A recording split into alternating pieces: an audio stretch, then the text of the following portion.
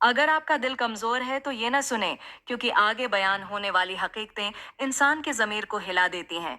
क्या कैद के नाम पर इंसान की इज्जत पमाल करना कानून है? कैदियों को घंटों एक ही हालत में बिठाया जाता है, आंखों पर पट्टियां, हाथ पीछे बंधे हुए। नींद से महरूमी एक आम हथियार है। दिनों दिन सोने नहीं दिया जाता ताकि जहन टूट जाए, हौसला बिखर जाए।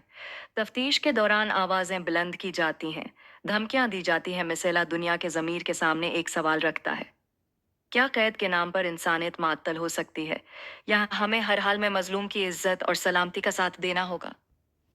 कई इंसानी हकूक की रिपोर्ट्स के मुताबिक इसराइली जेलों में अलहदा, तन्हाई, सील इस्तेमाल किए जाने के अल्जामात सामने आए। किया ये सच है कि फ़लस्तीनी कैदियों को तशद्दुद, तजलील और जिनसी ज्यादती का सामना है? कई इंसानी हकूक की रिपोर्ट्स और कैदियों की गवाहियों के मुताबिक इसराइली जेलों में बाज़ अवकात अलहदा या तन्हाई के सील ऐसे में मकासद के लिए इस्तेमाल किए जाने के अल्जामात सामने आए हैं, जहां कैदियों को शदीद तजलील, दबाव और जिनसी नवायत की बदसलूकी का सामना करना पड़ता है। इन सेलों को आम कैद खानों से अलग रखा जाता है, जहां निगरानी महदूद, रसाई मुश्किल और कैदी की आवाज़ कमज़ोर हो जाती है।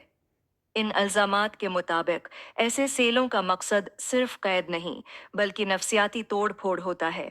चैनल सब्सक्राइब करें ताकि हम साथ खड़े रहें और जुल्म के खिलाफ आवाज़ बुलंद करें।